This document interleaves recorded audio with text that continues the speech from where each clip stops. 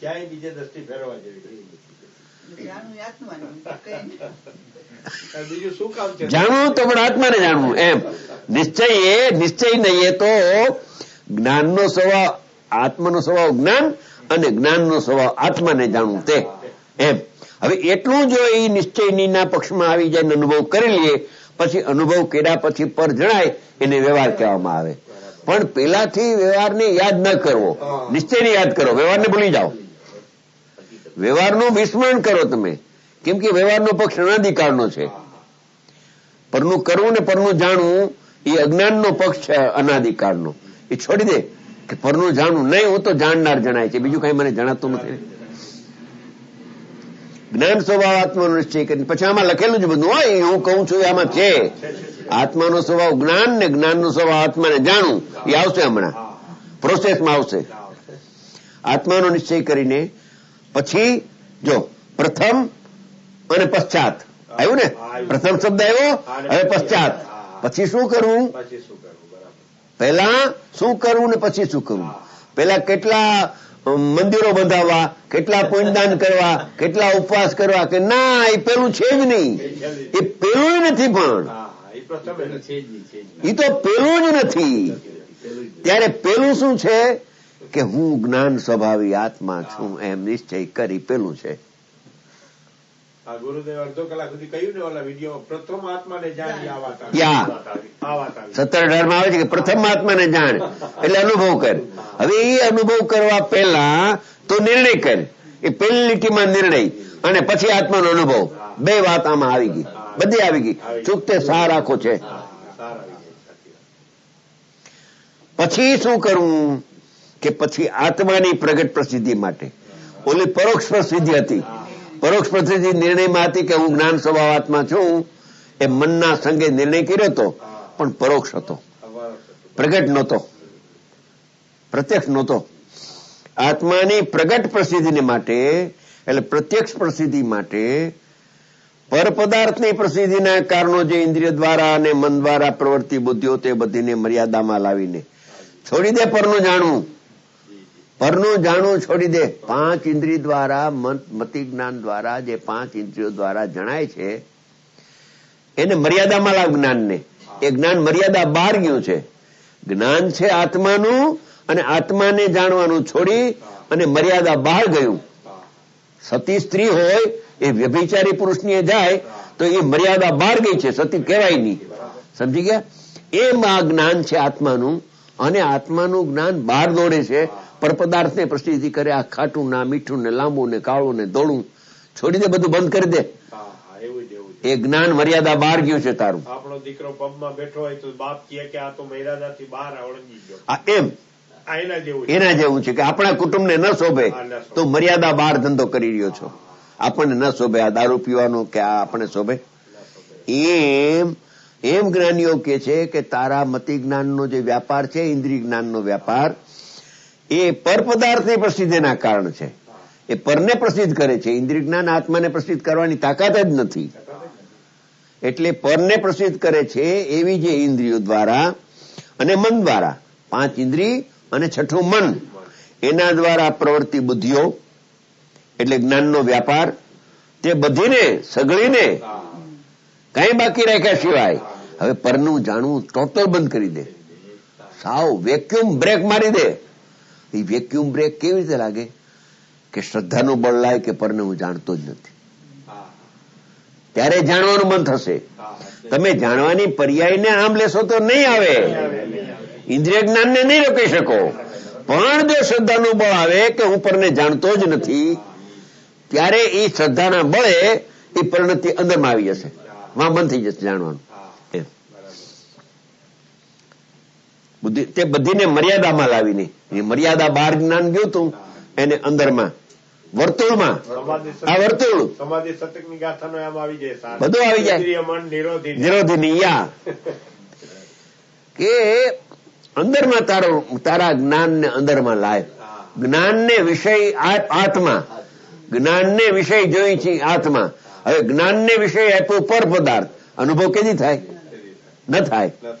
હવે કે છે કે એ જ્ઞાનને, ઇન્દ્રિય જ્ઞાનને રોકવું કેમ? ઇન્દ્રિય જ્ઞાનને જ્યાં રોકવા જાય તો કરતા બુદ્ધિ થાય. ઇન્દ્રિય જ્ઞાનને રોકવા જાય તો કરતા બુદ્ધિ થાય. ત્યારે રોકાય કેમ? કે હું પરને જાણતો જ નથી ને, હું પરને જાણતો જ મારો સ્વભાવ જ નથી ને. એટલે ઓલું જ્ઞાનનો ઉપયોગ જે શિથિલ થઈને બહાર જતો હતો એ બળવાન થઈ ગયો અને 5 ઇન્દ્રિયનો વ્યાપાર અટકી જાય છે થોડો ટાઈમ.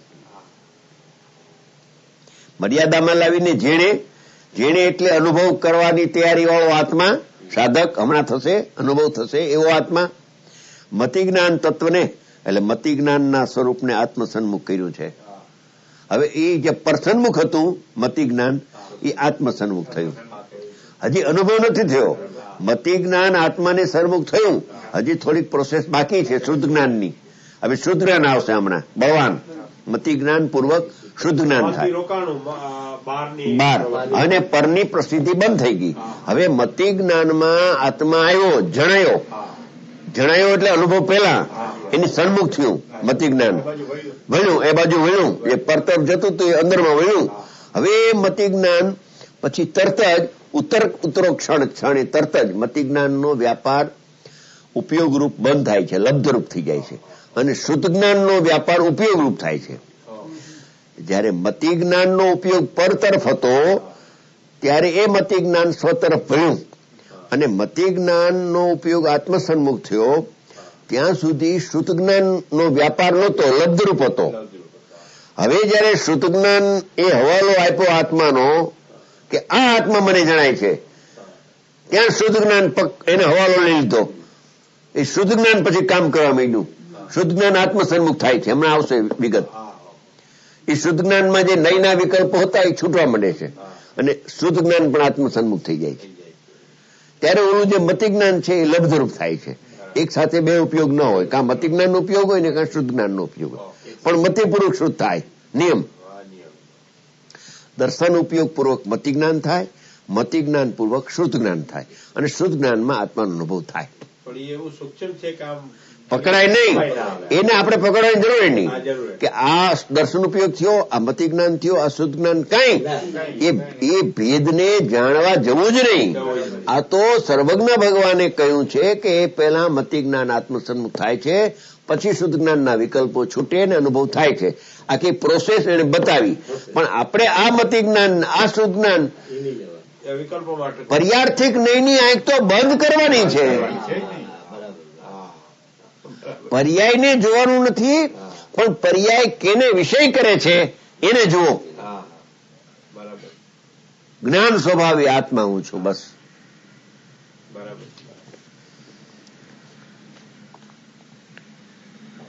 આત્મસન્મુખ કર્યું છે મતિ જ્ઞાન એવો. તથા હવે બીજો પાર્ટ આવ્યો. તથા નાના પ્રકારના એટલે અનેક પ્રકારના નય પક્ષોના આલંબનથી, અનેક પ્રકારના નય પક્ષોના આલંબનથી થતા અનેક વિકલ્પો, આ નહીં આવો છું, આ નહીં આવો છું, એવા જે વિકલ્પ પહેલા ઉઠે છે એને અનુભવ પહેલા, એ વિકલ્પોને પણ છોડે છે. હવે એ નય પક્ષોના આલંબનથી થતા અનેક વિકલ્પો વડે આકુળતા ઉત્પન્ન કરનારી શુદ્ધ જ્ઞાનની બુદ્ધિઓને પણ હું શુદ્ધ છું, એક છું, અભેદ છું, જ્ઞાન સ્વભાવી આત્મા છું, એવો જે વિકલ્પ ઉઠે છે એ દુઃખદાયક ભાવ છે. આકુળતા ઉત્પન્ન થાય છે. હું દેહ વાળો છું ને કર્મ વાળો છું ને રાગ વાળો છું, એ તો સ્થૂળ અજ્ઞાન છે. એ તો તીવ્ર દુઃખ છે. એમાં તો તીવ્ર દુઃખ. પણ જેવો આત્માનો સ્વભાવ છે એ સ્વભાવ હું જ્ઞાયક છું એવો જે વિકલ્પ ઉઠે છે એ પણ દુઃખદાયક ભાવ છે. કઈ અપેક્ષા દુઃખદાયક છે કે અંદર અતિન્દ્રિય આનંદનો મને અનુભવ કેમ નથી થતો ને આ જે વિકલ્પમાં કેમ રોકાવું છું? નિર્વિકલ્પમાં આવે ને, નિર્વિકલ્પ નથી આવતો, અને વિકલ્પ છે ત્યાં સુધી દુઃખ જ છે. દુઃખ લાગવું જોઈએ, દુઃખ જ છે. એનું કારણ કે ઈ તો હવે ઓળંગીને અંદર જવાનો છે. એટલે આચાર્ય ભગવાન કહે છે કે તું એ તારા સ્વરૂપનો વિચાર કરશ, વિકલ્પ ઉઠે છે ત્યાં સુધી આકુળતા છે, ત્યાં સુધી આનંદ નથી. એમ હવે એને છોડી દે કે છે.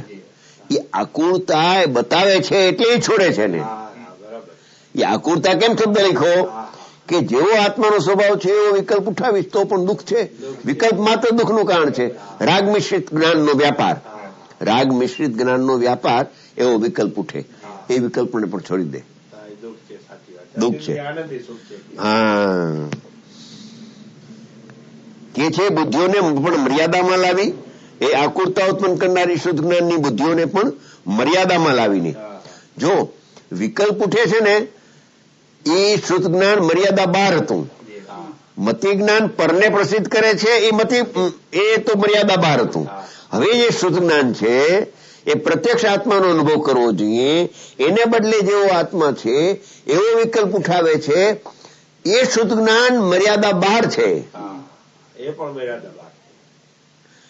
હવે પરને જાણવાની ને આ વાત નથી. હવે તો વર્તુળમાં આવી ગયો, અંદર આવી ગયો ને પરિણામના વિચાર છોડીને દ્રવ્યના વિચાર કરે છે. એ પણ શુદ્ધ જ્ઞાન મર્યાદા બહાર ગયું. એ સ્વભાવ નથી શુદ્ધ જ્ઞાનનો. પણ બુદ્ધિઓને પણ મર્યાદામાં લાવીને શુદ્ધ જ્ઞાન તત્વને પણ, એટલે આ શુદ્ધ જ્ઞાનના વ્યાપારને, શુદ્ધ જ્ઞાનના સ્વરૂપને પણ કેમ લખ્યું કે મતિ જ્ઞાનને તો સ્વસન્મુખ કર્યું, હવે શુદ્ધ જ્ઞાનને પણ માટે પણ શબ્દ લખ્યો. શુદ્ધ જ્ઞાનને પણ આત્મસન્મુખ કરતો, આત્માની સન્મુખ થાય છે શુદ્ધ જ્ઞાન.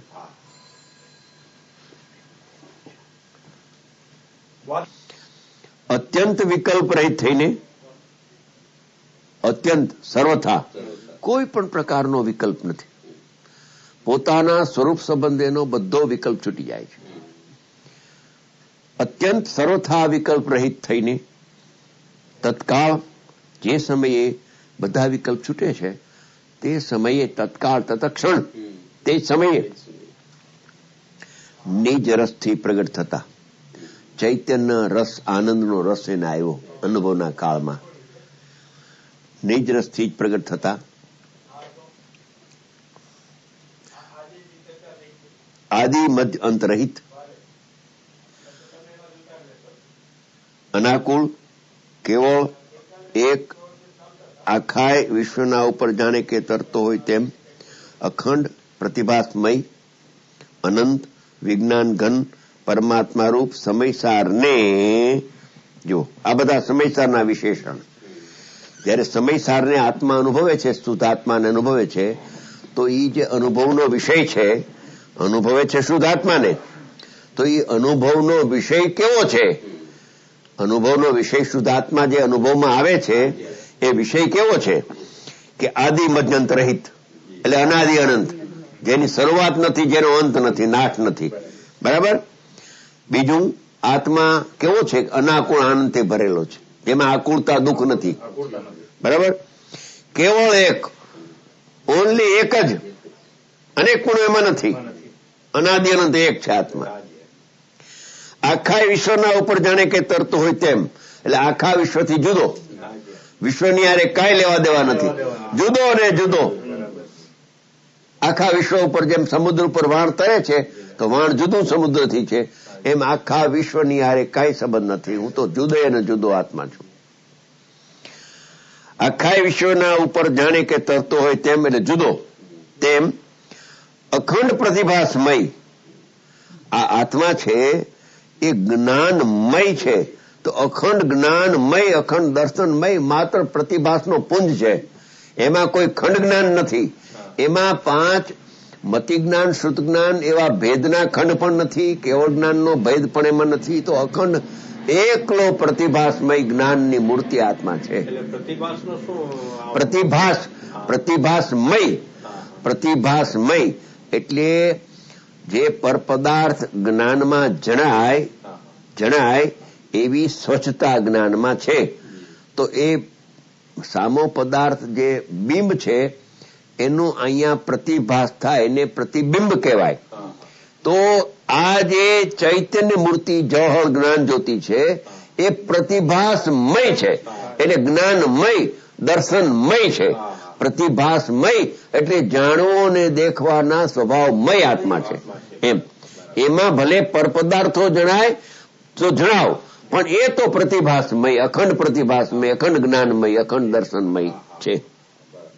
અખંડ પ્રતિભાસમય. અનંત બે અધ્યયનું સામર્થ્ય છે. ઓલું અનાદિ અનંત કાળવાચક હતું, આ અનંત સામર્થ્યવાચક. જ્ઞાનનું, દર્શનનું, ચારિત્ર અનંત ગુણો છે, એમાં બેહદ સામર્થ્ય એક ગુણમાં રહેલું છે. માટે અનંત સામર્થ્ય સ્વભાવથી ભરેલો આત્મા છે. વિજ્ઞાન ઘન, જેમાં કાંઈ બીજું પ્રવેશી થઈ શકતું નથી, એવો વિશેષ જ્ઞાન ઘન નિબળ વસ્તુ છે. પરમાત્મા રૂપ સમયસારને, આ આત્મા છે એ પરમાત્મા રૂપ છે. સમયસાર એટલે ભગવાન આત્મા જે છે એ નિજ પરમાત્મા મય પરમાત્મા જેનું સ્વરૂપ છે. હું પરમાત્મા છું, હું પરમાત્મા છું. એવા પોતાના પરમાત્માને જ્યારે આત્મા અનુભવે છે, એમ પરમાત્મા રૂપ સમયસારને જ્યારે આત્મા અનુભવે છે, એટલે સાધક થઈને અનુભવે છે. આત્માને અનુભવે છે. પરમાત્માને અંતરાત્મા અનુભવે છે. અંતરાત્મા થઈને પરમાત્માનું ધ્યાન કરે છે. અંતરાત્મા થઈને એટલે મતિ જ્ઞાનને સંકેલીને, શુદ્ધ જ્ઞાનના વિકલ્પને છોડીને એ જ્ઞાન ઉપયોગ પોતાની સ્વભાવ સન્મુખ કરતો. કેની સન્મુખ થયો ઉપયોગ? પોતાના પરમાત્માના સ્વરૂપની સન્મુખ. એને ધ્યેય બનાવ્યો પરમાત્માને. એ પરમાત્મા કેવો છે કે ઉપર બધા વિશેષણો કયા, એવો જે મારો પરમાત્મા આત્મા, એવો જે સમયસાર એટલે શુદ્ધ આત્મા, એને એ ધ્યેય છે. એ સુધી ધ્યેય. હવે ધ્યાન, ધ્યેયનું ધ્યાન કેમ પ્રગટ થતું નથી? કે ધ્યેયની ભૂલ છે. એ ભાઈને જયારે પહેલું વ્યાખ્યાન સાંભળ્યું ત્યારે આ ખ્યાલ આવ્યો